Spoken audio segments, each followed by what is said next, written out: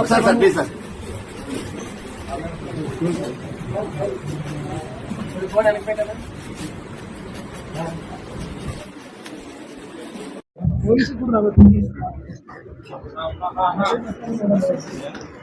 Sir DGP sir sir sir sir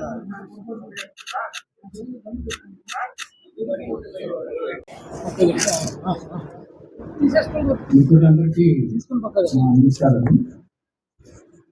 నేను 1990లో మా ప్రాంతంలో ఉంటే ఉద్యానం ప్రాంతంలో అప్పుడు పీపుల్స్ పార్టీ నాయకత్వంలో జరుగుతున్నటువంటి ప్రజా ఉద్యమాలకు ఆకర్షితులై 1990 చివరిలో నేను మావోయిస్ట్ ఉద్యమంలోకి వెళ్ళడం జరిగింది. ఆ క్రమంలో నేను అనేక ప్రాంతాల్లో పార్టీ సిద్ధాంతాలను ప్రచారం చేయడం, అలాగే పార్టీ చేసినటువంటి తీర్మానాలని అనుగుణంగా పనిచేయడం అనేటువంటి చేస్తూ వచ్చాను. ముఖ్యంగా శ్రీకాకుళం, విజయనగరం, విశాఖపట్నం, అలాగే కోరాపూర్, మాకంగిరి, రాయగడ ప్రాంతాల్లో నేను పనిచేస్తూ రావడం అనేటువంటి జరిగింది.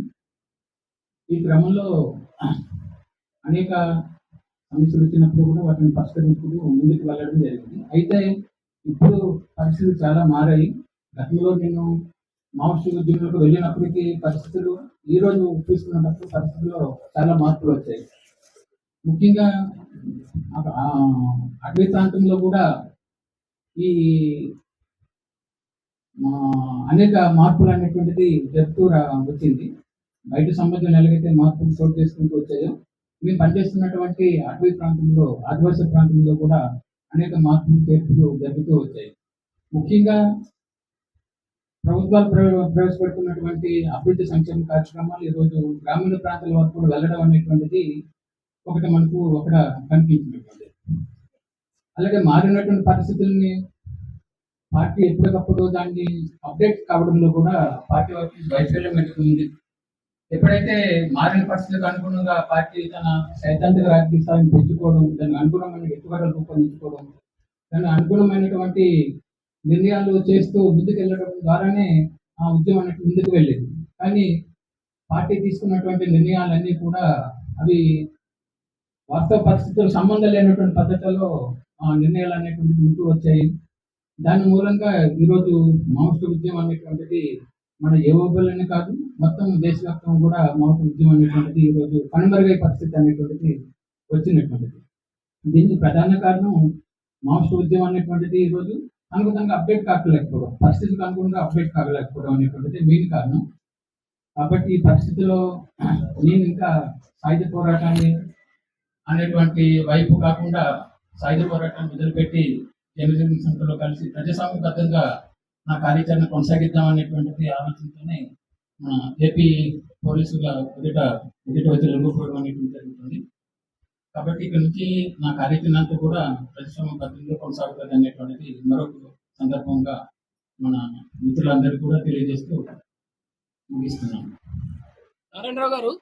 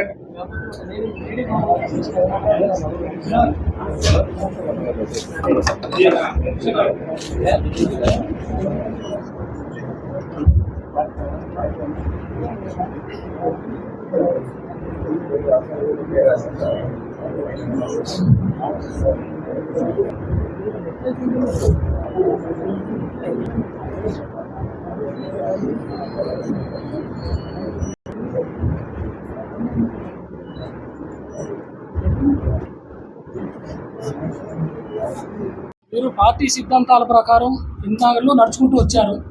మీరు పార్టీ సిద్ధాంతాలు కరెక్టా లేకపోతే తప్ప? అంటే పార్టీ సిద్ధాంతాలు అనేటువంటిది ఎప్పటికప్పుడు అప్డేట్ కావాల్సిన అవసరం ఉంది. మారుతున్న పరిస్థితులకు అనుగుణంగా పార్టీ సిద్ధాంతాల్లో కూడా మార్పులు చేర్పులు చేయవలసిన అవసరం అయితే ఉంటుంది. అంటే మోసపూత పద్ధతులు ఎప్పుడు కూడా ఉండదు.